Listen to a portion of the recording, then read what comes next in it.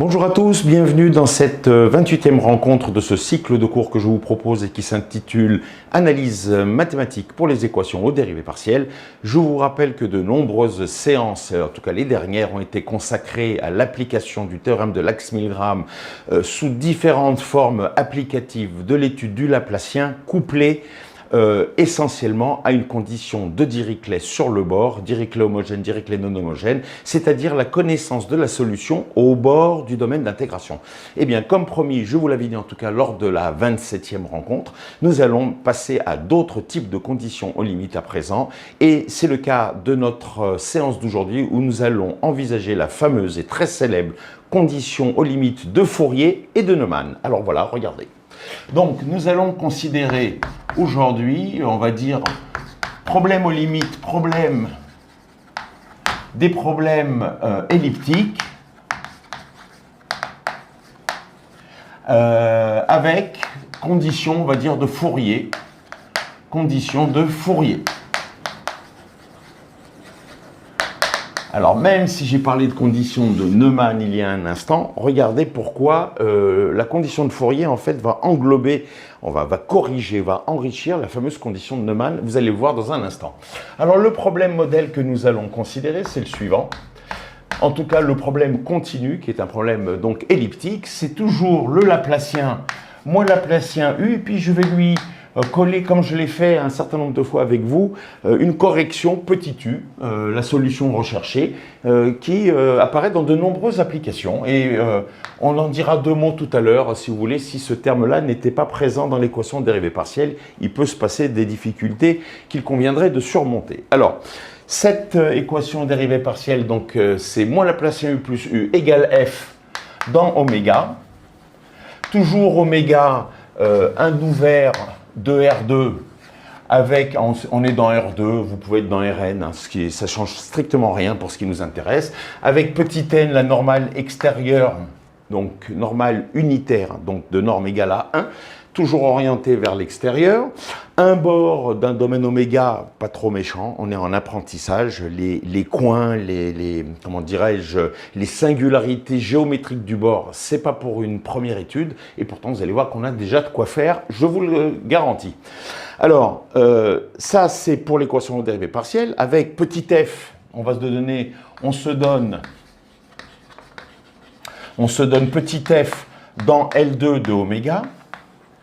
Et certains vont encore me dire, mais pourquoi pas dans d'autres espaces fonctionnels? Eh bien, écoutez, grand bien vous fasse de considérer d'autres cas où f ne serait pas de carré intégrable. Et je vous renvoie à toute la littérature qui est bien plus complexe que le cas L2. Et donc, en apprentissage, on démarre par L2. Et je vous renvoie notamment au très célèbre livre de référence du professeur Chaim Brezis, Analyse fonctionnelle et application. J'en ai déjà parlé. Et donc, voilà pour l'équation aux dérivées partielles. Alors, la condition limite sur le bord, la fameuse condition limite de Fourier, eh bien, c'est du sur dn, la dérivée normale de la solution, plus ku égale g. Et alors, je me donne g comme une fonction de carré intégrable sur le bord. Et k, ici, c'est une constante strictement positive. Alors, si elle s'avérait, vous voyez, nulle, je le dis tout de suite en première remarque, mais pour ce qui va nous intéresser, on va garder la stricte positivité de la constante. Première remarque, si k égale à 0, alors on parle de condition de Neumann. Condition de Neumann. C'est-à-dire la condition de Neumann, c'est la connaissance d'une fonction sur le bord, avec une certaine régularité, toujours la régularité L2 pour ce qui nous intéresse, dans ce cadre d'apprentissage, qui en fait correspond à la connaissance de la dérivée normale de la solution. Je vous rappelle aussi que du sur dn, c'est un symbole. Je vous renvoie au cours de cycle de cours que j'ai ouvert parallèlement à celui-là, qui s'appelle Analyse vectorielle et intégrale multiple. Et là, nous avons vu que la notation du sur dn, c'est une notation, c'est gradient de u scalaire n, le fameux vecteur normal dont on a parlé il y a un instant, défini en tout point de oméga, dès lors que le bord de oméga puisse permettre la définition de ce vecteur normal. C'est pour ça que j'ai parlé de de géométrie, on va dire, standard, suffisamment régulière. Donc ça, c'était pour la condition de Neumann. On en reparlera peut-être encore un petit peu tout à l'heure. Et donc, voilà le problème qui nous concerne. Alors, je vais faire tout de suite encore deux autres remarques. Puisque j'ai déjà fait la première, deux autres remarques. La remarque numéro 2. Bien, la remarque numéro 2, elle dit la chose suivante. Elle dit, je vous l'ai déjà évoqué dans d'autres cadres, je ne sais plus si c'est dans ce cycle de cours ou dans un autre, peu importe. Poser un problème comme ça, où on va dire trouver U, hein, solution de, si on vous pose un problème comme ça, eh bien, je vous l'ai déjà dit, c'est un problème qui n'a pas de sens, parce qu'on ne cherche pas une solution dans la nature, solution d'un problème, le problème aussi précis soit-il, cela ne veut rien dire en mathématiques de chercher la solution d'une équation sans dire le lieu de recherche. Et comme le dit avec insistance Chaim Bresis dans son livre que j'ai cité il y a un instant, l'essentiel, il faut vraiment que vous compreniez qu'il faut bien adapter, faire un costume sur mesure de périmètre de recherche de la solution et qui va générer, j'ai envie de dire, l'existence de cette solution, la définition de ce périmètre et d'autres propriétés de la solution en question. Et donc, trouver U solution de, ça ne veut pas dire grand-chose. Donc, il faut dire trouver U où allons-nous chercher cette solution? Eh bien, écoutez, il faut être raisonnable, et ça, on l'a été un certain nombre de fois, je crois, raisonnable. F est dans L2, donc on a besoin que, grosso merdo, la combinaison, le Laplacien et la fonction, la somme, soit de carré intégrable dans oméga. Eh bien, écoutez, le Laplacien, c'est les dérivées partielles d'ordre 2, donc, et d'ordre 2 non croisé, c'est la somme des dérivées partielles, d'accord, d'ordre 2. Donc, si les dérivées partielles de U sont de carré intégrable, la somme des dérivées partielles de U non croisées, c'est-à-dire d2U sur dx2 plus d2U sur dy2, le Laplacien serait dans L2, et donc si je rajoute aussi que U est dans L2, ben, donc le tout serait dans L2, et ça aurait un sens que de chercher la solution de cette équation si U est dans L2 à dérivée partielle seconde dans L2. C'est pour ça qu'on fait un bloc global de cette recherche par rapport à cette analyse extrêmement simple, et on va dire que U, on va la chercher dans H2 de oméga. On demande un peu plus, c'est vrai, on complète les trous, si vous voulez, de régularité. On n'a rien besoin de dire a priori sur les dérivées partielles premières, a priori.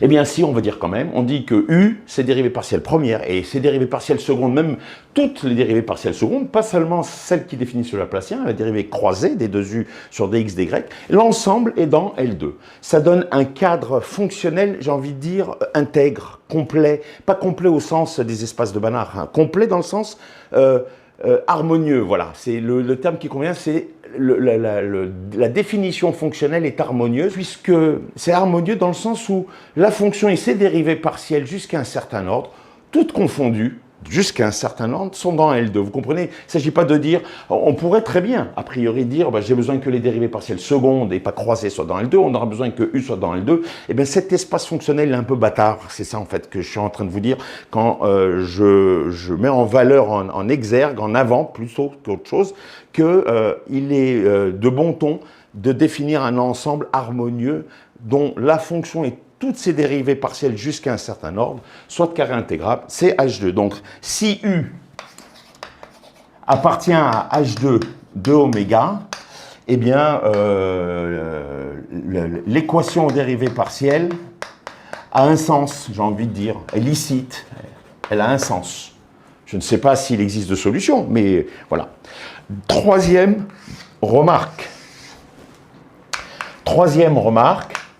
Alors, troisième remarque, je vous rappelle encore H2, hein, j'ai fait très rapidement cette introduction, c'est l'ensemble des fonctions dont les dérivées jusqu'à l'ordre 2, dérivées faibles, rappelez-vous, hein, H1 dérivée faible d'ordre 1, H2 dérivée faible jusqu'à l'ordre 2, et les notions de dérivées faibles dans L2, on les a déjà vues en long, en large et presque en travers, j'ai envie de dire. Alors, ceci étant dit, remarque numéro 3. Alors, remarque numéro 3, regardez là, la condition limite, quand même, cette condition limite dite de Fourier, il faut quand même lui donner un sens, voir si ça correspond à quelque chose. Alors, par rapport à notre petit patrimoine d'analyse fonctionnelle qu'on a développé dans ce cycle de cours, on a assez d'éléments pour comprendre que cette condition limite, elle-même a un sens, c'est une équation. Est-ce qu'elle a un sens? Ça veut dire quoi? En termes de régularité, est-ce qu'on parle de choses équivalentes ou de même régularité à gauche et à droite du signe égal, tout simplement? G est une fonction de carré intégrable et U, on a dit que c'était dans H2. Mais si U est dans H2, alors à plus forte raison, U est dans H1.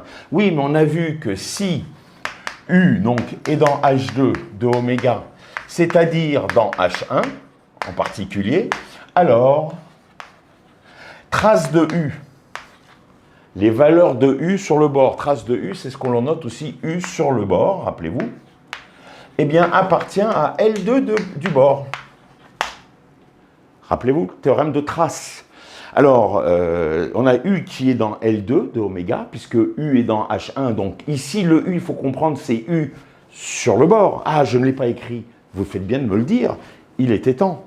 Alors, je l'ai dit, mais je ne l'ai pas écrit, donc je vais le corriger de ce fait. Hein. Donc ça, c'est K positif, c'est clair, mais la condition, elle est sur le bord. Mon Dieu, écrivons sur le bord.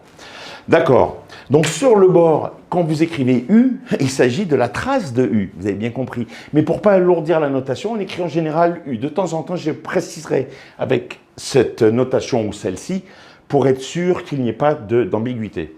Donc U étant dans H1, parce que U étant dans H2, trace de U d'après le théorème de trace est dans L2, on voit que ce terme-là et celui-ci sont de même régularité. Qu'en est-il de DU sur DN?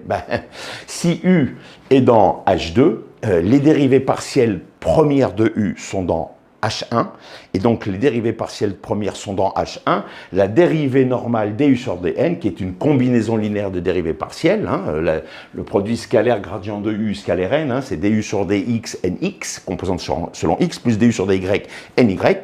Donc la combinaison gradient de U scalaire n, du sur dn, est aussi dans H1. Donc on a aussi que du sur dn appartient à H1 de oméga. Et donc, si du sur dn appartient à H1 d'oméga, même cause, mêmes effets, belote et rebelote, trace, on peut l'écrire avec un T majuscule ou avec un T minuscule, trace de du sur dn appartient à L2 de oméga. En fait, un sous-ensemble de L2 du bord, un L2 de d rond oméga, c'est un sous-ensemble de L2 de d rond oméga, on en parlera tout à l'heure. Et donc, finalement, vous voyez qu'avec cette troisième remarque, U a une trace qui est dans L2 du bord, du sur dn a une trace qui est dans L2 du bord, la combinaison de du sur dn plus KU est donc aussi trivialement dans L2 du bord, et donc c'est légitime de décrire que c'est égal à une fonction G connue qui est dans L2 du bord. Voilà. Donc, tout ça pour dire que le problème PC, problème continu, a un sens dès lors que f est dans L2 de oméga, g dans L2 de d rond oméga, et que l'on cherche U dans H2. Vous comprenez bien que si vous ne cherchez pas U dans H2, il faudrait donner un sens à ces équations, tout simplement. Hein. C'est bien là la définition du périmètre de recherche qui donne un sens et une vie à ce problème continu. Alors, qu'est-ce que l'on va faire maintenant? Eh bien, on aimerait maintenant, à partir de ce problème, de cette formulation, garantir l'existence et l'unicité de la solution d'un tel problème, parce que lorsque f et g sont rock'n'roll, il va être hors de question d'imaginer une résolution analytique. Il va donc falloir procéder à une résolution par approximation. J'envoie et j'ouvre avec un petit clin d'œil à tout le champ de l'analyse numérique, la théorie de l'approximation, la capacité d'approcher la solution de ce problème-là, mais à condition que la solution existe, et tant qu'à faire qu'elle soit unique. Donc, on va garantir que ce problème admet une et une seule solution, et on en verra ensuite à l'analyse numérique la capacité à forcer le passage dans la capacité donc de résoudre par approximation et de donner une idée d'une solution aussi précise que possible, mais par approximation. Ce n'est pas notre propos. Pour garantir l'existence et l'unicité de la solution du problème continu, nous allons maintenant écrire la formulation variationnelle la plus naturelle parce qu'il n'y a pas une seule formulation variationnelle, ça je n'ai pas eu l'occasion de vous le dire. Vous pouvez écrire des dizaines de formulations variationnelles pour un problème continu donné. L'idée, c'est d'écrire la formulation variationnelle la plus adaptée, qui va permettre d'une part de montrer qu'il existe une et une seule solution à cette formulation variationnelle. Et en plus, le deuxième critère d'une bonne formulation variationnelle, c'est de pouvoir montrer que cette formulation variationnelle, la solution tout au moins, est équivalente. C'est la solution du problème continu, puisque je vous rappelle que par approximation en général, et donc je fais allusion à la méthode des éléments finis ou des volumes finis, on résout en général par approximation la formulation variationnelle. Donc si on a une solution une seule de la formulation variationnelle, faut-il encore qu'on puisse dire que c'est l'approximation du problème continu? Et pour cela, il faut bien qu'il y ait équivalence entre problème continu et problème variationnel. Ça, c'est pour tout à l'heure. Alors, tout de suite, eh bien, écriture de la formulation variationnelle. Alors, formulation variationnelle.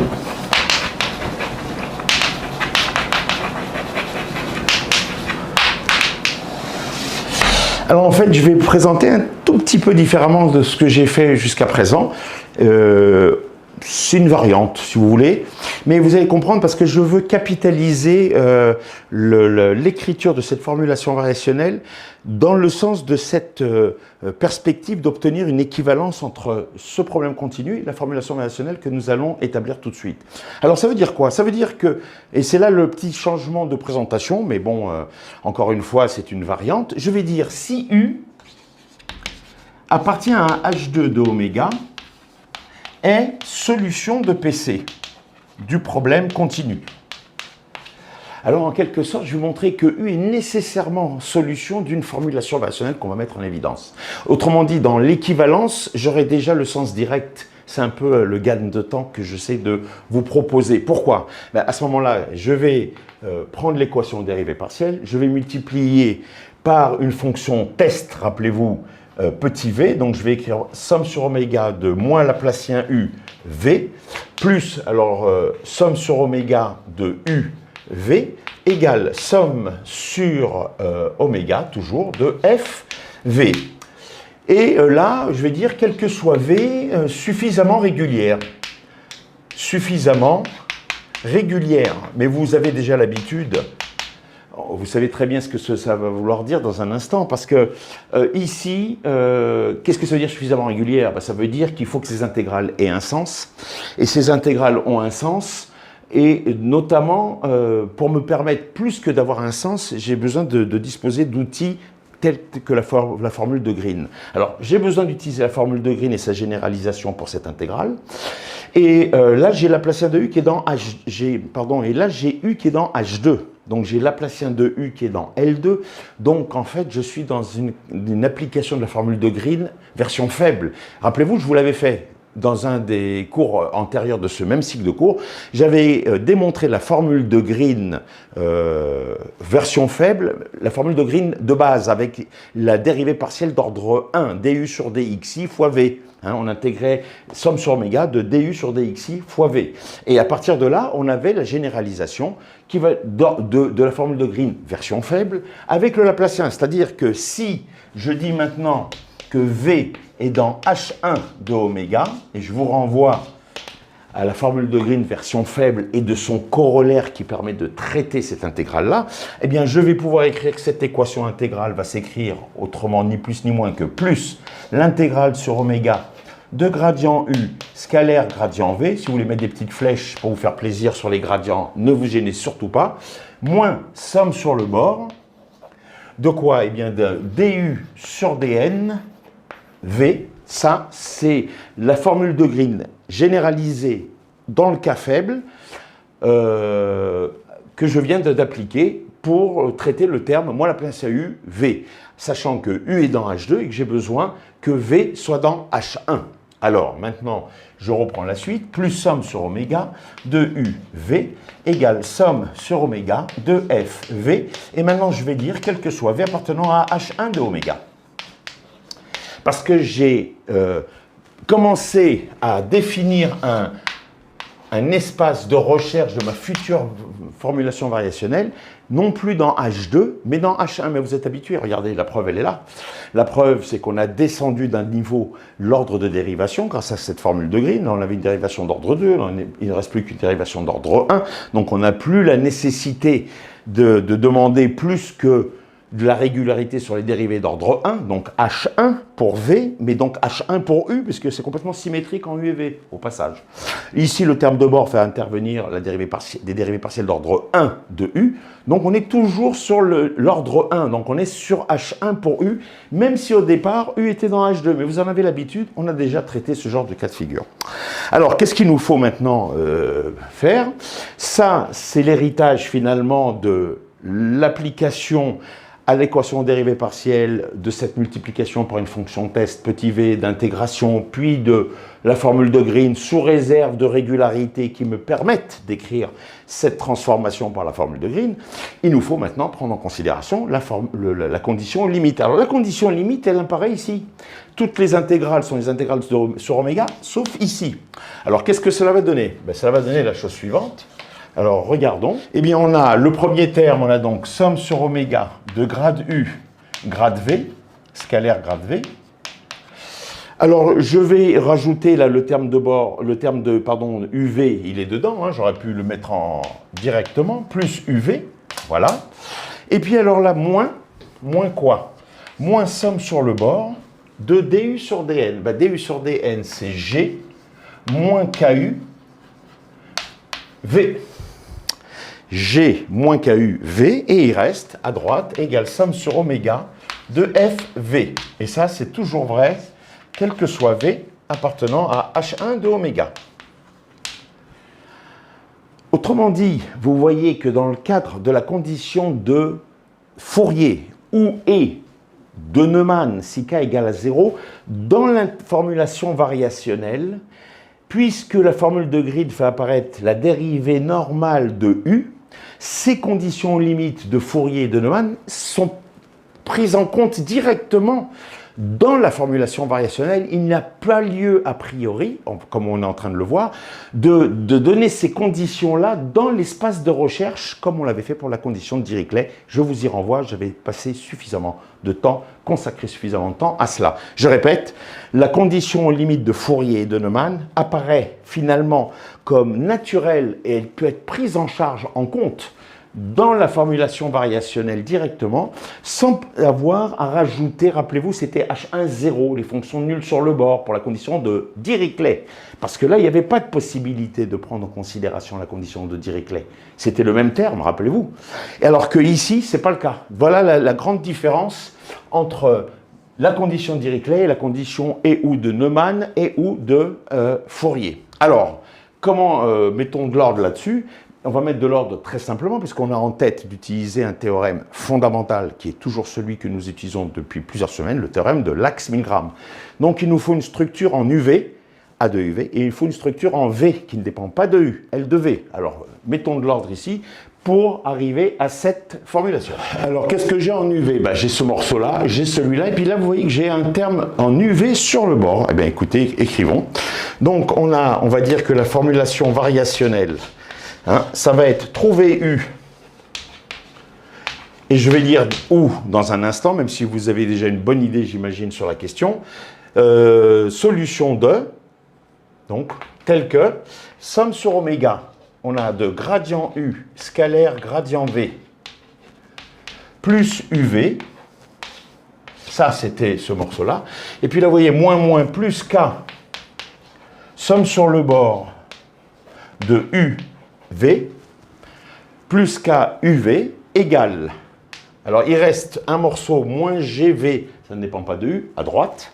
Et à l'autre terme, somme sur oméga de FV plus somme sur le bord, on vient de le voir, de GV. Et ceci, quel que soit V, appartenant à H1 de oméga. Alors, je vais pas tout écrire, mais je vais dire beaucoup de choses qui sont élémentaires. Donc c'est pour ça que je ne vais pas l'écrire, mais il faut quand même le dire. Je dis, vous dites que je vais chercher U dans H1 de oméga. je vais chercher U, solution de ce problème, dans H1 d'oméga. Bah écoutez, le terme en grade U, grade V, on l'a déjà traité N fois. Donc si U est dans H1, gradient de U est dans L2, gradient de V, V est dans H1, gradient de V est dans L2, le produit de deux fonctions qui sont dans L2, le produit est dans L1, c'est l'inégalité de Cauchy-Schwarz. Donc ce terme-là a un sens, première chose. U et V sont dans H1, donc U et V sont dans L2. Donc si U et V sont dans L2, belote, rebelote, UV est dans L1, c'est-à-dire UV est absolument intégrable. Rebelote, inégalité de Cauchy-Schwarz. Alors, le terme qui est ici, on l'a déjà traité aussi. F est dans L2, V est dans H1, donc V est dans L2. Inégalité de Cauchy-Schwarz, c'est majoré par la norme de FL2, la norme de V L2, donc majorée elle-même par la norme de V H1. Je vous renvoie, il faut un peu capitaliser quand même. Sinon, on va écrire des dizaines de tableaux en permanence, ce qui n'est pas le but du jeu, il faut écrire les choses nouvelles. Donc là, ce terme-là, il est bordé. Ce terme-là, hein, ça c'est l'héritage de toutes les séances antérieures que je vous ai proposées. Revoyez-les, je viens de le dire oralement. Alors il reste ces deux termes-là qu'on n'avait pas. Hein, c'est vraiment l'héritage maintenant tout à fait nouveau de cette condition de Fourier. Vous voyez, le KUV il vient de là et le GV il vient de là. D'accord? Alors le GV, on va commencer par GV. Je répète, V est dans H1. Si V est dans H1, théorème de trace, il dit que trace de V est dans L2 du bord. Donc ici, quand on écrit V, c'est V, ses valeurs sur le bord, c'est donc la trace de V. Je vous l'ai dit tout à l'heure, on n'écrit pas trace de V, mais c'est évidemment V qu'on intègre sur le bord. Ben, c'est une fonction qui est définie sur tout oméga, dont on prend les valeurs sur le bord, c'est-à-dire sa trace. Encore faut-il que ça soit possible, mais c'est possible parce que V est dans H1. Je vous rappelle que si V était dans L2, une fonction dans L2, on ne sait pas définir sa trace sur le bord. Je n'en ai pas parlé plus que ça, mais je l'ai signalé. Par contre, du fait que V est dans H1, prendre ces valeurs, lorsque V est dans H1 est défini sur tout oméga, il y a un sens à définir ces valeurs sur le bord, c'est le théorème de trace, et qui dit que d'ailleurs, V, dans ce cas-là, est de carré intégrable, sa trace sur le bord est de carré intégrable. Donc si V est dans L2, G est dans L2, cette fois-ci du bord, mais on s'en fout que ce soit le bord maintenant. C'est VL2, GL2, on écrit Cauchy-Schwarz sur le bord, si vous voulez. Hein. Écrivons-le, hein, si vous voulez. Juste pour dire que cette intégrale-là a un sens. La première chose à bien prendre en considération, c'est que V est dans H1. La trace de V sur le bord existe et elle est dans L2 d'oméga, théorème de trace. Et maintenant, j'écris que l'intégrale en valeur absolue sur le bord de G, V, eh bien j'écris Cauchy-Schwarz, hein, c'est le produit, donc c'est norme de G, L2 du bord. Vous voyez que ce soit le bord ou pas, on s'en contrefiche, c'est toujours Cauchy-Schwarz. Et je répète que V ici, en fait, il faudrait écrire pour être rigoureux, trace de V. Mais vous avez compris, quand V sur le bord, bah c'est sa trace. Elle est dans L2, oui, parce que V est dans H1, très bien. Elle est dans L2 du bord parce que V est dans H1 de oméga. Et G dans L2, c'est la donnée du problème, dès le départ. Donc en fait, ça c'est fini, cette quantité est finie, donc l'intégrale de GV est convergente. Et vous avez compris que cette structure produit finalement est convergente très simplement. Alors dans le cas qui nous intéresse, dès que les deux partenaires, j'ai envie de dire, ou dès que les deux composantes du produit, G comme V, mais ce que je vais dire pour G comme V, ça va être la même chose pour U et V. C'est pour ça que je vous dis que dès que les deux parties prenantes, dès que les deux composantes de ce produit sont dans L2, alors le produit est intégrable. L'intégrale est convergente et on vient de le démontrer très simplement. Ça, c'était pour ce morceau-là, et là, rebelote. Voilà. Donc là, maintenant, si vous avez compris ce que je viens de faire sur ce terme-là, eh bien, ce terme-là, il a aussi un sens. Dès que U et V sont dans H1, on n'a plus besoin de H2. C'est bien tout le but de mon propos, de vous montrer cela. U est dans H1, sa trace sur le bord existe. Donc, j'écris pas trace de U, mais c'est trace de U. On intègre sur le bord, point à la ligne. Et là, c'est V, pareil. V est dans H1, sa trace, et donc a un sens, et elle est dans L2.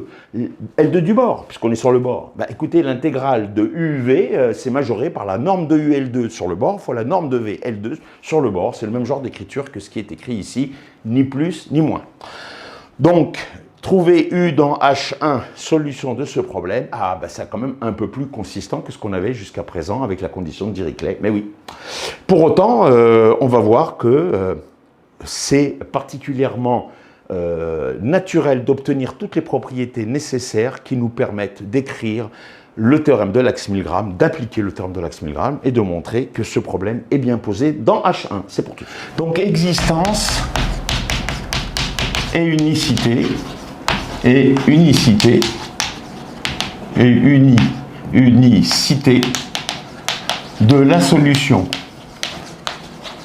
petit u de PV, problème variationnel ou formulation variationnelle, c'est ce que nous venons de constituer. Une autre petite remarque, très simplement, c'est que si U est solution du problème continu, par construction, on vient de le faire, et c'était pour ça que j'ai proposé cette petite variante pour obtenir la formulation variationnelle. Je suis parti de la solution du problème continu, et j'ai bien montré qu'elle est solution du problème variationnel. La réciproque, c'est pour tout à l'heure. Alors, l'existence et l'unicité, bah écoutez, tout est là, hein, devant nous, il n'y a qu'à faire, comme dirait l'autre. Eh bien, l'autre, il a raison, parce que ça, on va appeler ça A de UV. On a tout fait pour regrouper ce qui était dépendant de U et de V. Et ça, c'est grand L de V. Donc, si on pose 1, grand V, c'est l'espace H1 de oméga. L'espace de recherche de notre solution. Et c'est l'espace de Sobolev H1 muni naturellement de la norme H1 de oméga que vous connaissez, hein, j'ai envie de dire, quel que soit V appartenant à H1 de oméga, rappelons-le, eh bien on a norme de V H1 de oméga au carré qui vaut la norme de V L2, norme de V L2 de oméga, plus la norme de grade V L2 de oméga au carré. Pour les comment dirais-je, pointilleux de l'écriture, et vous n'aurez pas tort, il ne faudrait pas écrire L2 ici d'oméga, il faudrait écrire L2 au carré, hein, puisque c'est une fonction vectorielle, gradient de V. Donc en fait, c'est la norme de la fonction du champ de vecteur gradient V. D'accord. Et on en avait déjà parlé, mais par abus de notation, on note ça comme cela. Très bien. Alors ça, c'est pour grand V, le lieu, l'espace de recherche. On sait aussi que dès qu'on a rappelé cette donnée, à savoir que V, et on le munit de sa norme naturelle, on sait, on l'a vu, que V est un espace de Hilbert. Très bien. On pose A de UV, eh bien l'intégrale sur oméga de grade U grade V plus UV, plus K fois somme sur le bord de UV. Ça, c'est le membre de gauche de la formulation variationnelle. Et puis on pose enfin L de V, je l'ai dit déjà tout à l'heure, somme sur oméga de FV plus somme sur le bord de GV. Alors on veut appliquer à ces trois données fondamentales le théorème de Lax-Milgram, puisque le problème qui nous intéresse, je suis en train de l'effacer, c'est ni plus ni moins que de trouver U dans grand V, solution de A de UV égale L de V. Hein, par ces trois définitions, alors on a PV qui s'écrit trouver U formellement appartenant à grand V, solution de A de UV égale L de V, quel que soit V appartenant à grand V.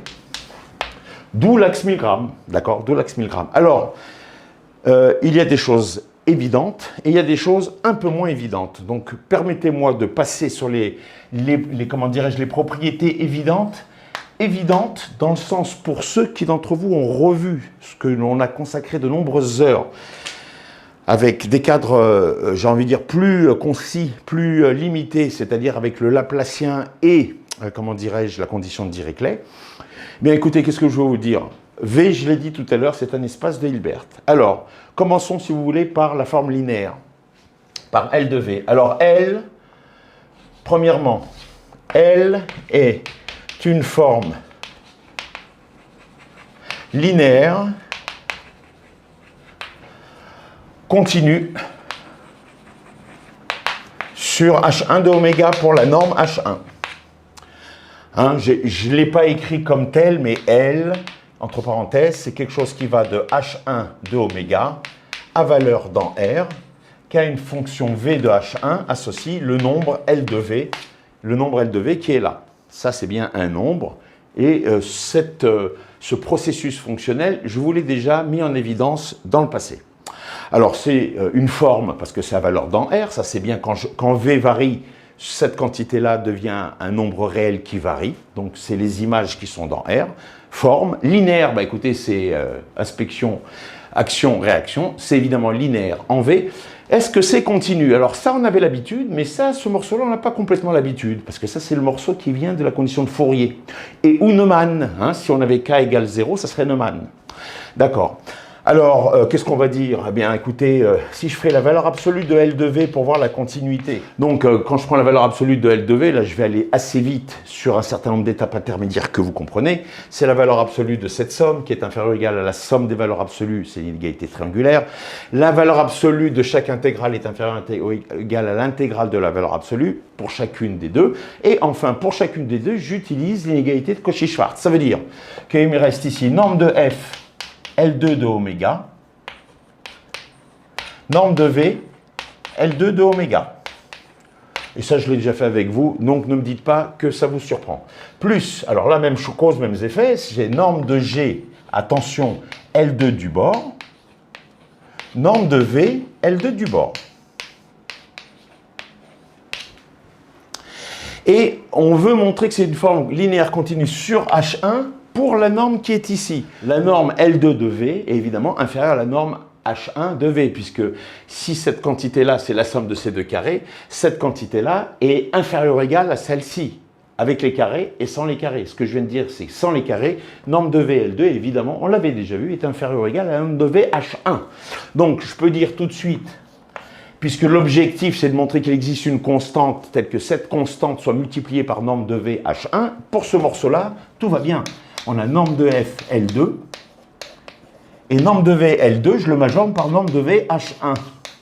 Hein, je suis allé un peu vite sur le fait que norme de V L2 est inférieure ou égale à la norme de V H1, mais enfin ça vient de là et j'ai dit exactement de quoi ça procédait. Alors attention, parce que là c'est là le petit nouveau, mais on avait déjà un peu manipulé ce genre de choses. Norme de G L2, bah ça c'est une donnée, donc on ne touche pas.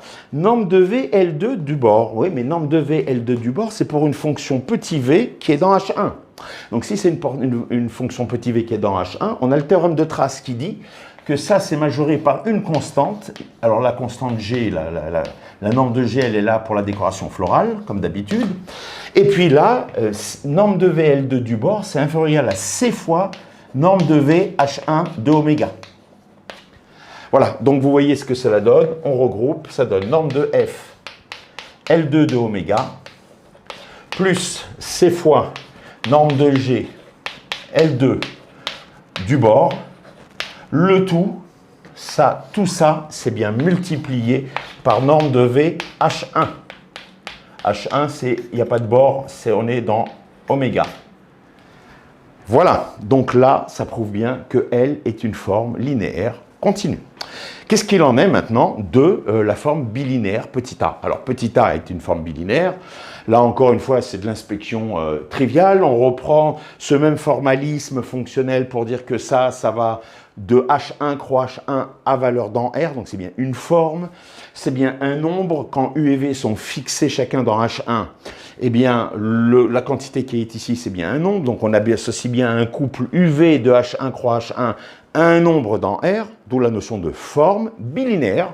Eh bien, bilinéaire, voilà, bilinéaire, c'est bili et c'est néaire. Donc, c'est l'inspection structurelle qu'on a fait déjà un certain nombre de fois. Qu'en est-il des deux propriétés qui nous intéressent? 1. Est-ce que A est continu?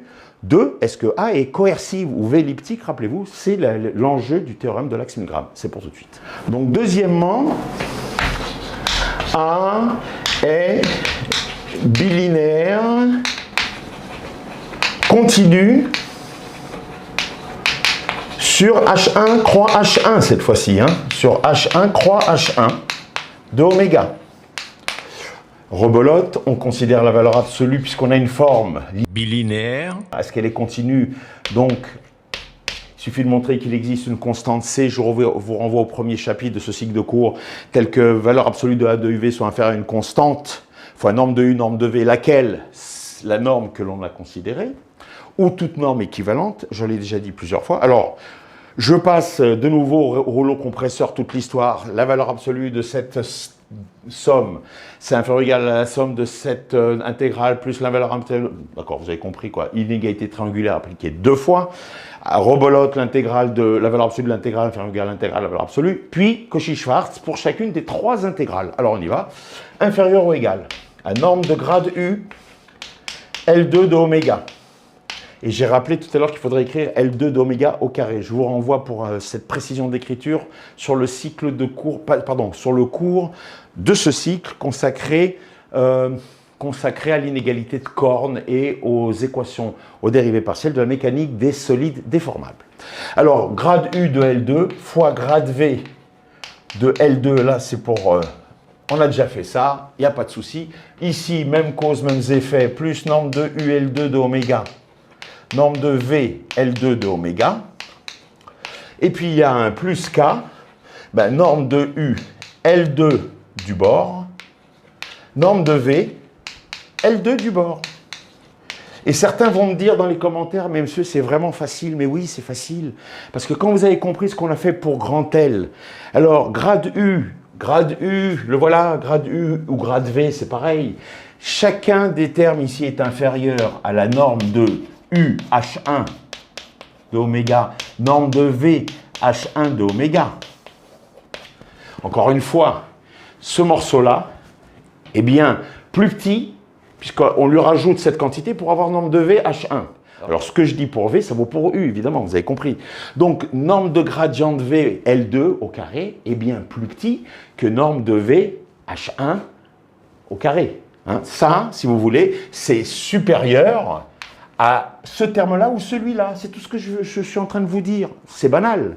La somme de deux carrés est supérieure à l'un des deux carrés, à l'un des deux termes qui participent à la somme de ces deux carrés. Ben voilà. Et donc, si je le relie à l'envers, ça veut dire que grade U est donc majoré en norme L2 par la norme de UH1, et la même chose pour grade V par la norme de VH1. Et même cause, mêmes effets pour ce qui est ici. Norme de U, bah, écoutez, ça, c'est bien plus grand, bon Dieu, que norme de V, L2 au carré. C'est ce que j'ai dit tout à l'heure. Hein. D'accord. Donc, quand vous enlevez les carrés, et vous obtenez plus, eh ben, ces deux quantités sont inférieures à norme de UH1 norme de VH1. Donc, il y en a deux. D'accord. Donc, il y en a deux pour les deux contributions. Alors, qu'est-ce qu'il en est ici? Et c'est là que je vous ai dit que certains dans les commentaires vont me dire, mais c'est facile. Bien sûr que c'est facile. Norme de U, L2 de oméga du bord, pardon. Théorème de trace, norme de V, L2 du bord, théorème de trace, donc il y a une constante C là, il y en a une ici, plus K fois C2, la constante C du théorème de trace, fois norme de U, H1 de oméga, norme de V, H1 de oméga. Et donc, on regroupe et ça donne 2 plus K C2, norme de U, H1 de oméga, norme de V, H1 de oméga. Et donc la forme bilinéaire petit a est bien une forme bilinéaire continue pour la norme H1. La même norme que nous avons considérée pour montrer la continuité de la forme linéaire grand L, la même norme qui confère à H1 la structure d'espace de Hilbert. Cohérence unitaire entre le choix de la norme et les propriétés que l'on doit déployer dans le terme de l'axe Milgram. N'oubliez pas, c'est un piège sur lequel il ne faut pas tomber. Ou alors vous pouvez changer de norme, mais je l'ai dit déjà tout à l'heure, il faut qu'elle soit équivalente. D'accord. Alors, on arrive à la partie, entre guillemets, qui est toujours la partie délicate, c'est la partie coercivité ou ellipticité. Regardez bien ce qui va se passer. Alors, troisièmement, A est V elliptique, si vous voulez. Hein. On varie dans les mots. Hein. V elliptique ou coercive. Coercive. En tout cas, ça veut dire, quel que soit le vocable, ça veut dire qu'il existe une constante alpha positive stricte, telle que A de VV, est minorée par alpha, norme de V, et c'est la norme de V H1 de oméga au carré. C'est ça qu'il faut démontrer, point d'interrogation. Que vous appeliez ça la coercivité ou l'ellipticité, ça ne change rien dans la propriété, ça c'est la partie importante. Alors, ici, c'est particulièrement simple. Écrivons A de VV. Or, A de VV, ben vous voyez, vous voyez, il est ici le A de UV, donc on va prendre U égale V. C'est l'intégrale sur oméga de grade V, scalaire grade V. Alors, une petite flèche ici pour ceux qui aiment la décoration florale. Donc c'est module de grade V au carré. Hein, ça, c'est même pas du L1, c'est du L0, quoi. Enfin du L-1, c'est de la terminale ou même avant. Donc, le produit scalaire d'un vecteur par lui-même, c'est la norme de ce vecteur au carré. C'est ce que j'ai écrit. Très bien. Plus V2, plus K, somme sur le bord. Somme sur le bord. Donc là, c'est une intégrale sur oméga, plus intégrale sur le bord de V2. Alors, on veut le minorer par rapport à la norme H1 au carré. Donc, il faut réécrire tout simplement sur VV déjà en termes de normes. Mais un peu de lucidité existentielle. Ça, si vous voulez, je vais l'écrire, c'est la norme de grade V L2 au carré. Puis plus la norme de V L2 de oméga au carré. Plus K, norme de V, attention, L2 du bord au carré. Voilà. Oui, ben écoutez, on est gentiment tranquille parce que ici, c'est ni plus ni moins ça. Donc c'est la norme de V, certains l'avaient déjà vu, tant mieux pour eux, c'est parfait. C'est la norme de V H1 au carré plus K fois, avec une constante positive, norme de V L2 du bord au carré. Et on veut savoir si c'est plus grand, ce A de VV. Est-ce qu'il est plus grand qu'une constante fois la norme de VH1? Ben ça, c'est trivialement plus grand que la norme de V, puisqu'on rajoute à la norme de VH1 une quantité positive. Donc, c'est évidemment plus grand que la norme de VH1 au carré. Donc, en fait, le alpha, il vaut 1. Pourquoi c'est simple? Identifier les causes, c'est très important. C'est simple parce qu'en fait, on a ces deux morceaux. Pourquoi on a ces deux morceaux? Parce qu'on a ces deux morceaux dans A2UV. Le morceau qui est le complément, la structure de la condition limite de Fourier, certes, donne une quantité positive, ça va, c'est bien, quantité quadratique si vous voulez, très bien, mais la partie finalement qui nous intéresse dans la coercivité, c'est la norme de VH1 qui apparaît tout à fait naturellement par ce premier terme. Ce premier terme, il est l'héritage de quoi? Il est l'héritage de, dans l'équation dérivée partielle, moins Laplacien U plus U égale F. Donc là, c'est le moins Laplacien U qui se transforme en grade U, grade V, plus U qui se transforme en UV, ni plus ni moins. Et c'est cet héritage de l'équation dérivée partielle qui donne ici la norme de VH1, qui donne ici donc, suivez bien le fil conducteur, c'est très important, vous allez voir tout de suite par rapport à la remarque qui suit, qui donne de manière gratuite, j'ai envie de dire, la coercivité. Et donc, certains pourraient me poser la question suivante. Mais monsieur, donc, je vais faire une remarque. Qu'est-ce qui se serait passé si on n'avait pas eu ce terme-là? Vous ne pouvez pas me dire, on n'a pas ce terme-là, parce que ce terme-là, c'est le Laplacien, quoi. Vous avez compris. Donc, si on n'a pas le Laplacien, si on a l'équation U égale F, merci, tout est résolu, tout va aller bien. Donc, la vraie difficulté, c'est parce qu'on a un Laplacien. Hein, dans moins Laplacien U plus U égale F, ce n'est pas le U le problème, c'est le Laplacien de U qui génère toute la complexité de l'analyse. Très bien. Mais d'avoir complété, perturbé ou complété, j'ai envie de dire ici, c'est une perturbation très très positive par le U, ça nous donne de facto la coercivité. Notez bien ce suivi de propriétés. Et donc la question, c'est que qu'est-ce que l'on aurait fait si on n'avait pas ce plus UV, c'est-à-dire plus U dans l'équation dérivée partielle? Je vais être encore plus précis en écrivant la remarque suivante. Donc je fais une remarque, comme je suis en train de vous le dire, remarque. Si l'équation, c'était, si on avait, comme problème continu, PC, on avait moins Laplacien U égale F, vous voyez, il n'y a plus de plus U. Et puis, la condition de Fourier, du sur dn plus KU égale G. Alors, on aurait comme A de UV, refaites les calculs, mais j'ai tout fait pour que vous soyez autonome là-dessus. Eh bien, vous n'auriez plus ce terme-là, hein, quoi. Vous auriez A de UV égale grade U, grade V plus K, somme sur le bord de UV. Vous voyez un peu l'histoire? C'est-à-dire que si j'écris maintenant, si j'écris dans ce cadre-là, si j'écris le ADVV, qu'est-ce que je vais obtenir? Je vais obtenir que ADVV s'écrirait, eh bien, norme de grade V L2 de oméga au carré, plus K, norme de V L2 du bord, au carré. Et ça, il faudrait montrer que c'est minoré, point d'interrogation, par une constante bêta, norme de V H1 de oméga au carré. Et ça, c'est pas du tout évident. Autant ce morceau ici, là, vous voyez, le ADVV, il est très naturellement minoré il est plus grand que la norme de VH1 au carré. Autant là, comment faire?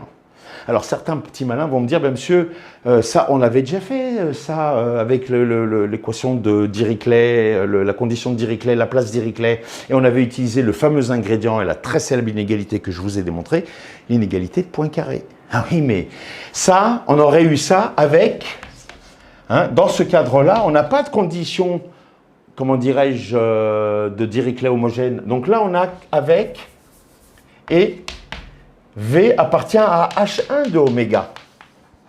Et si vous revoyez bien les conditions du théorème de l'inégalité de Poincaré, c'est V est dans H1 0 de oméga. Alors, il y a une inégalité de Poincaré généralisée dans H1 de oméga. Je vous la donne. Vous pourriez la démontrer à l'image de ce qu'on avait fait pour l'inégalité de Poincaré. Donc, on a, or, l'inégalité de Poincaré vous dit généralisée, il y a une inégalité de Poincaré généralisée dans H1. L'inégalité de Poincaré généralisée dans H1 de oméga s'écrit, eh bien, norme de V L2 de oméga au carré est inférieure ou égale. Alors, je vais mettre une constante C. La constante C de tout à l'heure du théorème de trace, on n'en a plus besoin. Je peux l'appeler D si vous voulez. Hein, on s'en fout. Tiens, D. D'accord. Alors, quoi?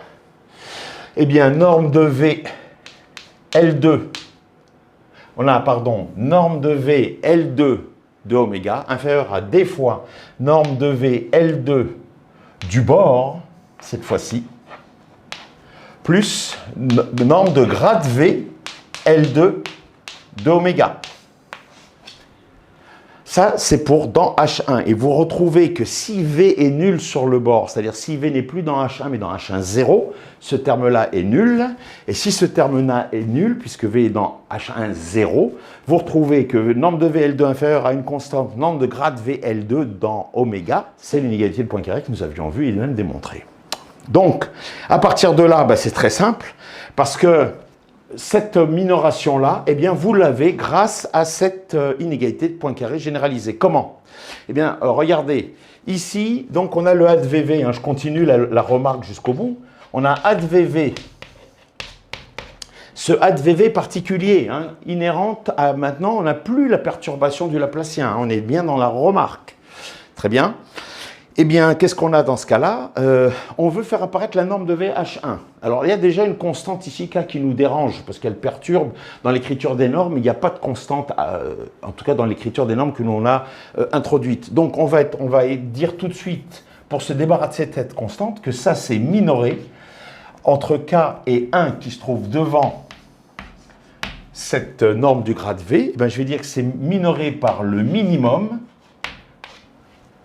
C'est plus grand que le min de 1 et de K, fois quoi? Fois norme de grade V L2 de oméga au carré, plus norme de V L2 du bord au carré. Ça, c'est un nettoyage en quelque sorte. Donc, entre 1 et K, je prends le minimum. Je veux dire que 1 est plus grand que le min des deux, que K est plus grand que le min des deux, et comme ça, ça me donne un facteur commun pour avoir normalisé, si vous voulez, quelque chose qui ressemble à une norme, mais qui n'est pas ma norme. Alors maintenant, à partir de là, vous voyez que les soucis qu'on en a évités dans notre problème de cette session, je voulais quand même vous montrer que lorsqu'on est dans le cadre du problème du Laplacien, il y a quand même un peu de travail à faire et c'est faisable grâce à cette inégalité de Poincaré généralisée. Alors maintenant, on va y arriver. Pourquoi? Ben parce que ça, c'est ce qui est minor ad VV. Et ça, c'est l'inégalité de Poincaré. Donc l'inégalité de Poincaré généralisée, je veux la traduire en termes de normes au carré, puisque j'ai des normes au carré. Donc la norme au carré, or, la norme, d'après l'inégalité de Poincaré généralisée, la norme de VL2 au carré est inférieure à D2, cette quantité-là au carré. Mais la somme A plus B au carré, c'est inférieur ou égal à 2 fois A2 plus B2. J'écris que A plus B au carré est majoré par 2 fois A2 plus B2. Ça, c'est évident, vous voyez, hein, si vous résolvez ça, vous allez avoir ici A2 plus B2 à droite, puisqu'il y en a deux, et il y en a ici un A2, un B2 qui se simplifie, et il y a le plus 2AB qui devient moins 2AB positif ou nul. Donc ça c'est vrai, puisque ça c'est A moins B tout au carré. Ce qui me permet d'utiliser ça dans la majoration de ce crochet au carré, en disant que c'est inférieur ou égal à 2 fois, eh bien, la norme de VL2 sur le bord, au carré, plus norme de grade V, L2 au carré.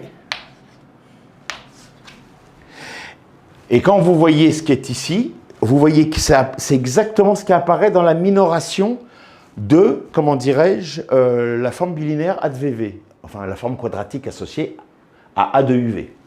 Alors, pour autant, cette quantité-là, je ne peux pas dire, je n'ai pas fini, parce que je ne peux pas diviser par 1 sur 2D2. Il me faut montrer que j'ai une minoration par la norme H1. Donc, il faut que, à partir de cette inégalité-là, il faut que je fasse apparaître donc la norme H1 au carré. Et donc, pour le faire, eh bien, je vais ajouter à gauche et à droite la norme de grade V L2 au carré. Donc, si je fais ça à gauche, j'ai norme de V H1 oméga au carré. J'avais déjà fait ça avec Poincaré classique en son temps. Donc là, je vous dis simplement ce que je fais, je ne l'écris pas, j'écris tout de suite le résultat. Je rajoute à gauche et à droite norme de grade V L2 au carré. Norme de grade V L2 au carré, quand je le rajoute à cette quantité-là, ça me donne bien la norme de V H1. Très bien.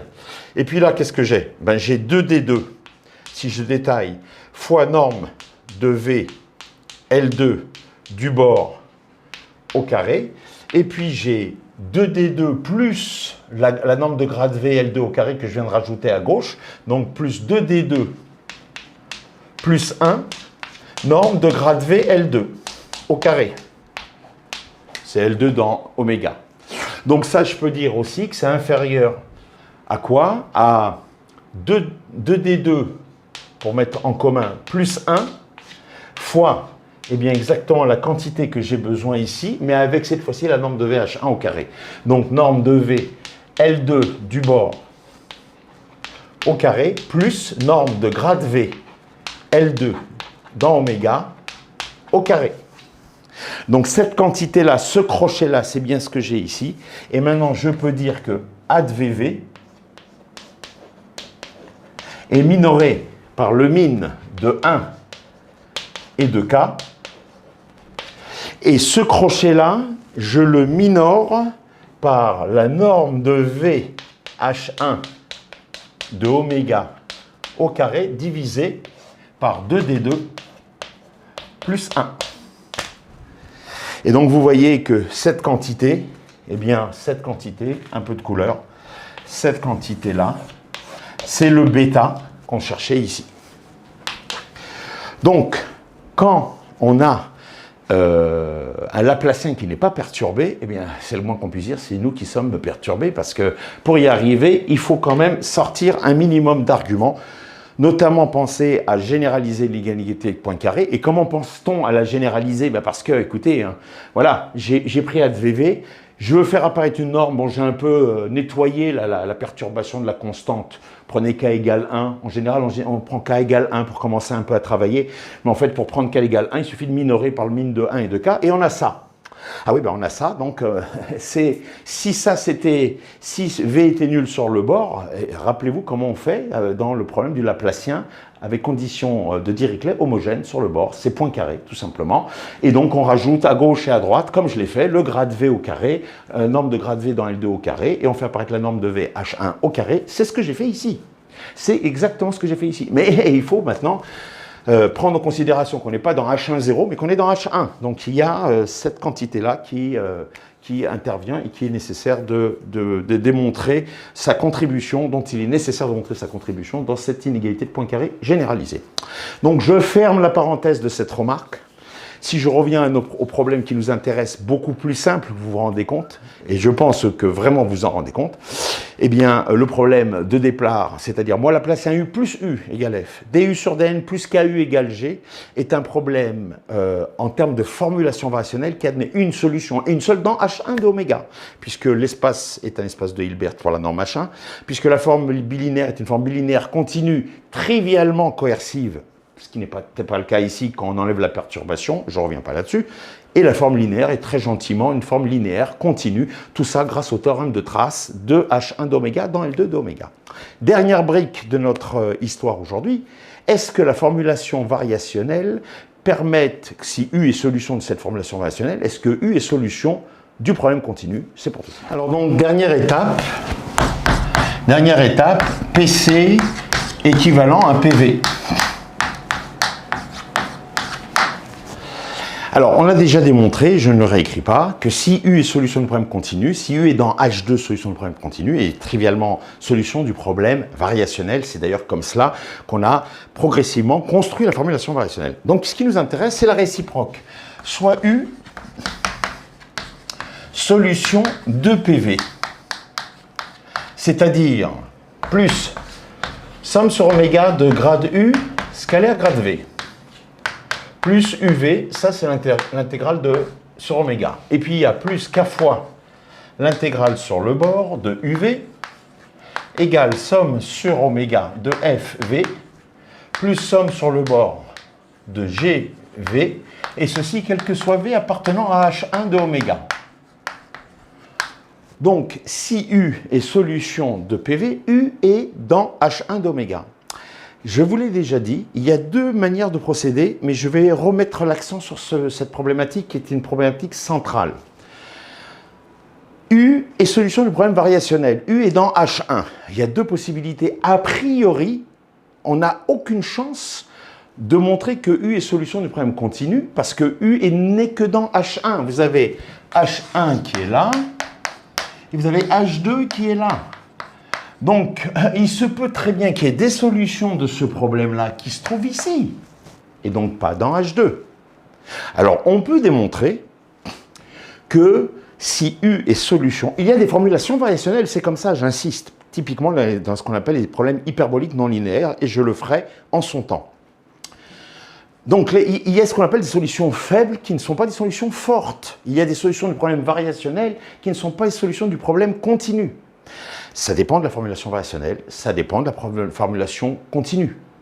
Alors, en ce qui nous concerne, on peut démontrer, je vous renvoie typiquement de nouveau Brésis, on peut démontrer que si UH1 est solution de cette équation variationnelle, alors U est dans H2 de oméga. Waouh! Ça, c'est la panacée.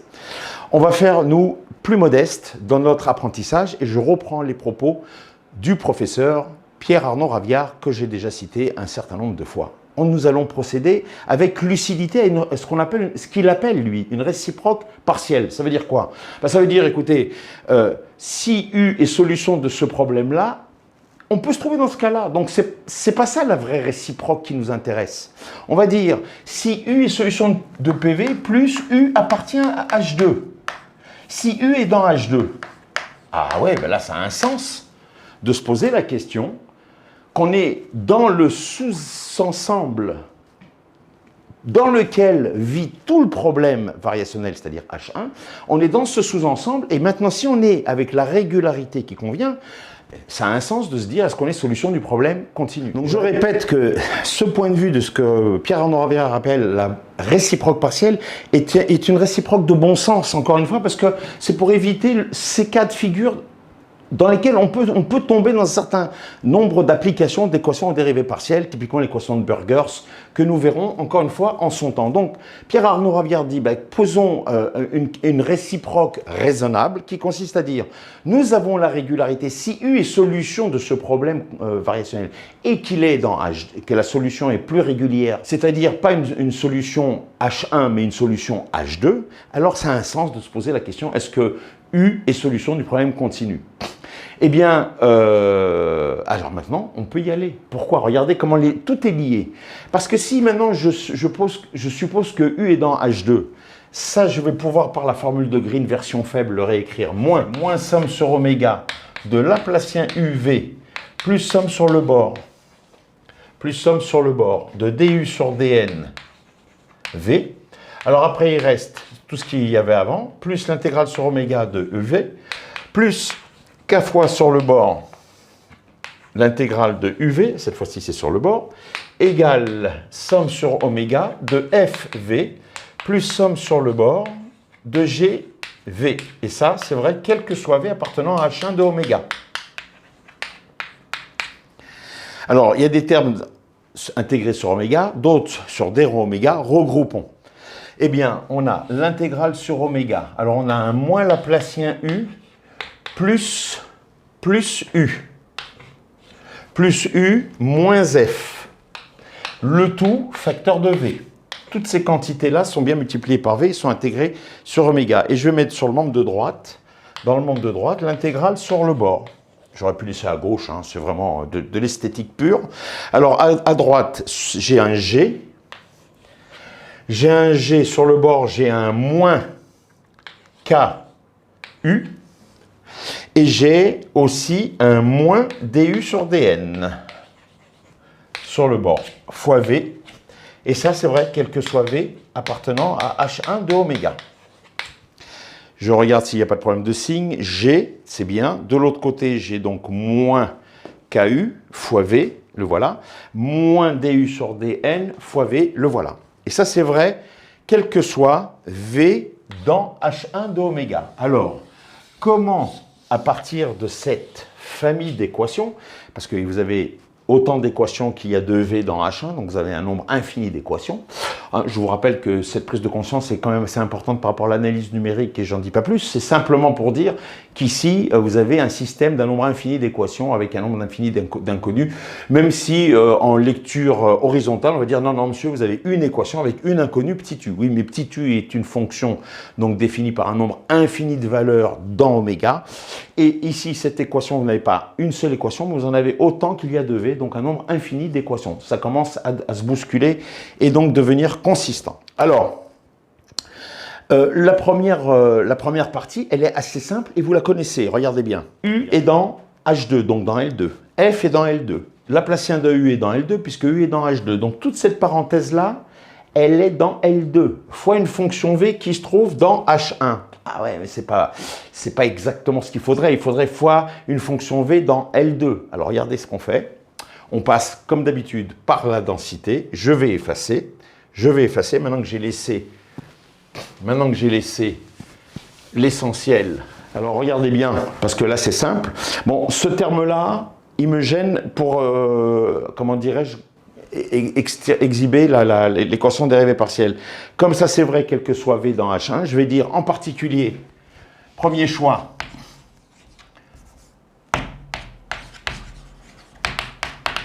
eh bien, je vais prendre V qui appartient à C infini 0 de oméga, qui est bien inclus dans H1 de oméga. Oui, mais ça veut dire dans ce cas-là que V sur le bord est nul. Donc cette intégrale-là, elle meurt. Et donc, j'ai à ce moment-là, et on a déjà fait ce genre de choses, l'intégrale sur oméga de moins Laplacien U plus U moins F fois V égale à 0, quel que soit V appartenant à C infini 0 de oméga, que j'avais d'ailleurs noté, rappelez-vous, D de oméga, c'est comme ça qu'on le note dans la littérature, eh bien ça vous donne très simplement que Laplacien U moins Laplacien U plus U moins F égale 0. Pourquoi? Ça va donner moins Laplacien U plus U moins F égale à 0 presque partout dans oméga. Alors, je vous rappelle l'élément clé. Ici, V est dans D de oméga, où c'est infini 0, et ça, c'est dans L2 de oméga. Je l'ai dit il y a un instant. Pourquoi c'est dans L2? Je rappelle, F est dans L2, U est dans H2, donc dans L2, Laplacien de U est dans L2 parce que U est dans H2. Donc ça, c'est dans L2. Si on avait ici V dans L2, quel que soit V dans L2, on dira, bah oui, quel que soit V dans L2, donc quel que soit V égale ça. Et on aurait l'intégrale de cette quantité parenthèse au carré égale à 0. Donc la parenthèse est nulle. C'est ce que j'ai écrit ici. Mais le problème, c'est que V est dans C infini 0. Or, D de oméga est dense dans L2. Donc si vous voulez, si on pose grand U par exemple égale moins Laplacien U plus U moins F, ça appartient à L2 de oméga. Ce que j'aurais aimé, c'est montrer que l'intégrale de grand U fois n'importe quelle fonction de L2 est nulle. Mais ça, je l'ai déjà fait dans d'autres cours. Je vous le refais vite fait à la volée. Soit phi appartenant à L2 de oméga. Je vais considérer l'intégrale sur oméga de grand U fois phi. Oui, mais ça, comme D de oméga est dense dans L2, ça veut dire que phi est la limite d'une suite phi n qui est dans D. C'est la définition de la densité. Donc, c'est la densité de D dans L2. Donc ça, c'est l'intégrale sur oméga de grand U, phi moins phi n. La suite qui converge vers phi au sens de la norme L2, c'est la définition de la densité de D dans L2. Définition qui est une propriété qui se démontre. Et alors maintenant, pourquoi je peux dire que ça, c'est égal à cette quantité-là? Parce que l'intégrale de U phi n, c'est l'intégrale de U fois une fonction, cette fois-ci phi n, qui se trouve dans D, donc qui est nulle.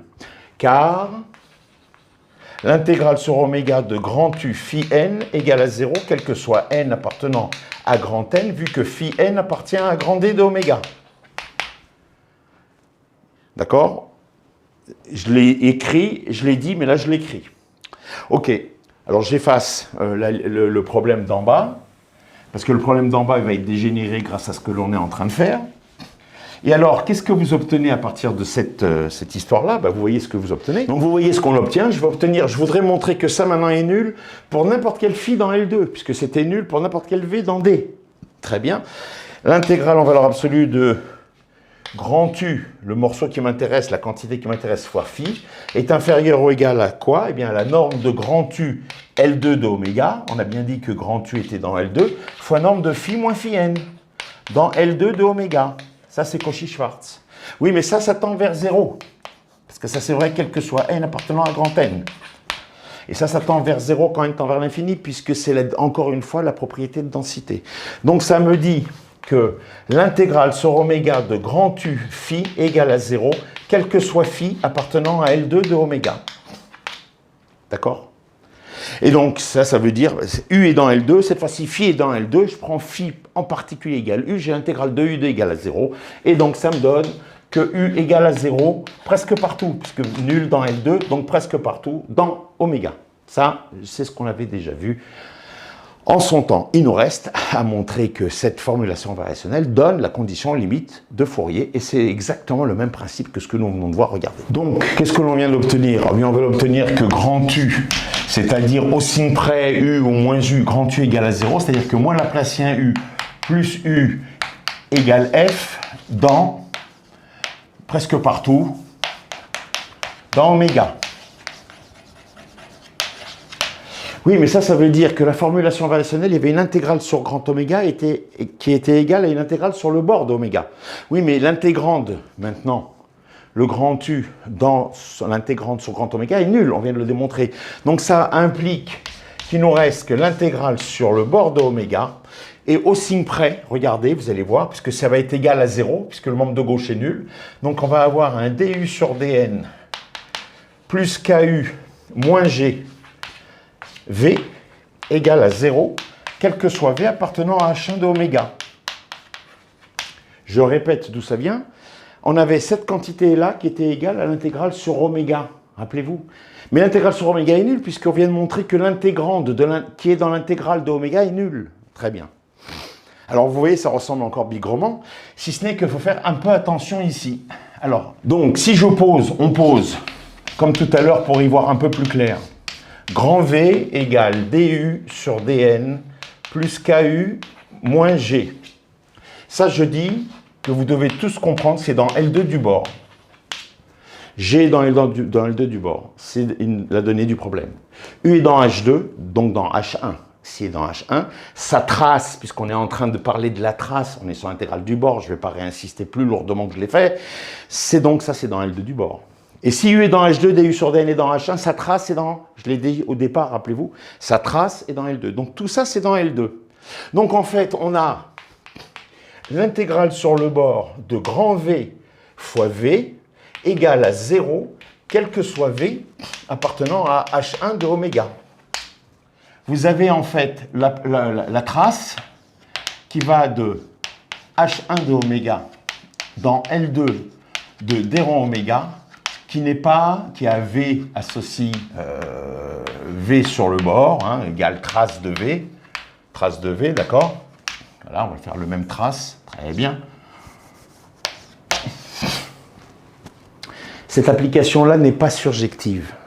Ça veut dire que quand on dit que c'est vrai, quel que soit V dans H1, on ne décrit pas par la trace qui apparaît ici tous les éléments de L2 de d rond oméga. Donc, on ne peut pas dire que V, on va le choisir égal à grand V, qui lui est dans L2 de oméga, de d rond oméga. Je répète, c'est important. Cette égalité-là a lieu pour tout V dans H1.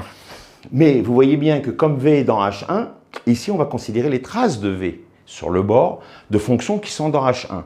Est-ce qu'on peut dire que c'est équivalent à dire que c'est valable pour toutes les fonctions V qui sont dans L2 du bord? Je dis non, parce que ça n'est pas surjective. D'ailleurs, pour être encore plus clair, on note l'image de la trace de H1 de oméga qui est inclus dans L2 du bord. On la note dans la littérature H1,5 du bord. H1,5 du bord. Et comme je viens de le dire, c'est inclus strictement, parce que ce n'est pas surjectif, dans L2 du bord. Donc on a un problème. On ne peut pas dire ici, vous voyez, ça ressemble à ce qu'on a fait tout à l'heure. Grand U, V, c'était à l'intérieur, c'était sur oméga. Alors par densité, on s'est débrouillé. Mais là, on aurait envie de dire, de prime abord, non mais non, V il est dans H1, donc trace de V est dans L2. Oui, mais il n'épouse pas tout, quand V décrit tout H1, toutes les traces de V ne décrivent pas tout L2 du bord. Donc on ne peut pas dire, je vais prendre petit v égale grand V. Vous avez compris? Alors c'est là qu'on a encore un outil qui est le même, je l'ai évoqué il y a un instant, c'est encore la densité, parce qu'on a de plus que H1,5 du bord est dense dans L2 du bord. Et j'ai envie de dire, j'ai plus rien à écrire. Ça, c'est un résultat important qui se démontre, que je vous demande d'admettre comme les résultats de densité simples, je veux dire fondamentaux que j'ai utilisés jusqu'à présent. D de oméga est dense dans L2, on l'a admis, j'en ai utilisé d'autres résultats de densité, peu importe. Si vous admettez ce résultat-là, vous devez comprendre qu'on a terminé. Regardez pourquoi. Parce que cette égalité-là, je voudrais dire que comme grand V est dans L2 de d rond oméga, je voudrais dire que c'est vrai pour tout V dans L2 de d rond oméga. Vous êtes d'accord? Bien sûr que vous êtes d'accord. Mais en fait, quand V est dans H1 de oméga, je décris tous les éléments dont la trace se trouve dans H1,5, qui est dense dans L2. Donc, c'est exactement en structure comme tout à l'heure. Tout à l'heure, on avait l'intégrale de grand U fois V, qui était égale à 0. Grand U dans L2, petit v était dans D de oméga, rappelez-vous. Mais D était dense dans L2. Et donc, on a pu, grâce à cette équivalence-là, c'est juste les notations qui changent. Je vais vous l'écrire quand même. Mais vous devez comprendre qu'à partir de ça, À partir de cette considération et de ce résultat que je vous donne, à savoir que l'image de H1 par la trace est dense dans L2 du bord, alors forcément, cette écriture-là va s'écrire, vous savez comment? Quel que soit V dans L2 du bord. Et alors là, c'est terminé. Je le fais et on arrête. Je vais dire soit psi appartenant à L2 du bord. Ça, c'est pour ceux qui ne sont pas convaincus, c'est la même écriture. Il n'y a rien de nouveau. Ce qui est dur, le résultat fondamental qu'on admet, il est là. Regardez maintenant. Soit psi appartenant à L2 du bord. Il existe psi n appartenant à H1,5 du bord, tel que psi n moins psi en norme L2 du bord tend vers 0. C'est tout. C'est ça comment dirais-je, le résultat de densité. H1,5, comprenez, c'est une notation, ça se définit de manière beaucoup plus précise. C'est finalement le sous-ensemble de L2 du bord qui est l'image de toutes les fonctions de H1 par l'application trace. C'est ça que ça veut dire. Alors maintenant, si je dis cette fonction psi, c'était tout à l'heure phi, hein, rappelez-vous, dans l'autre problématique de densité, mais c'est maintenant j'ai la même chose, je vais écrire somme sur le bord de grand V, psi. Eh bien, je vais écrire comme tout à l'heure, mais avec V, psi n moins psi n. Parce que l'intégrale de V psi n, c'est quelque chose qui est comme l'intégrale de grand V petit v, puisque V est dans H1. Si V est dans H1, ça veut dire que c'est la trace de V. Mais dire que c'est la trace de V, ça veut dire qu'on est dans l'image par l'application trace de H1, c'est-à-dire on est dans H1,5. Et vous comprenez que maintenant, quand je vais prendre en valeur absolue, j'ai le même formalisme que tout à l'heure. C'est inférieur ou égal à la norme de V, norme de L2 du bord, norme de psi moins psi n, L2 du bord. Cauchy-Schwarz. Mais ça tend vers 0 par densité. Donc maintenant, j'ai cette quantité-là qui va être nulle. Je vais l'écrire. Je vais donc avoir que l'intégrale sur oméga de V psi égale à 0. Et cette fois-ci, quel que soit psi appartenant à L2 du bord. À partir de là, ça, je l'ai obtenu à partir de ça, via la densité qui est ici. Via la densité qui est ici à l'identique de ce que j'ai fait tout à l'heure dans oméga pour l'intégrale sur oméga.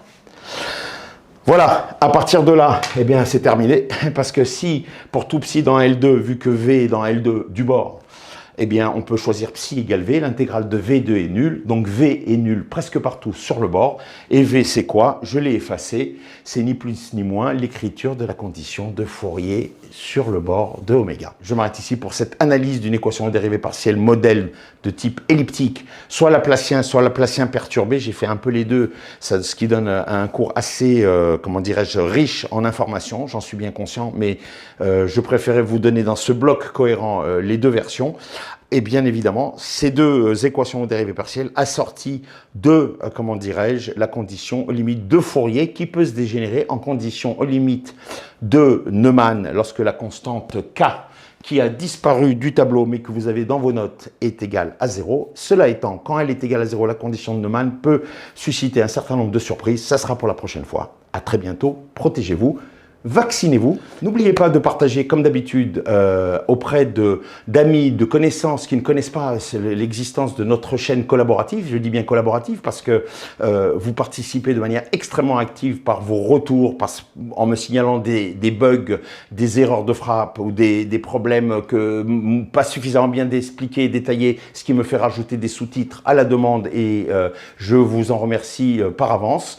En tout cas, faites partager et faites profiter plutôt votre entourage pour cette rentrée universitaire qui, j'espère, sera meilleure que la précédente. À très bientôt. Au revoir.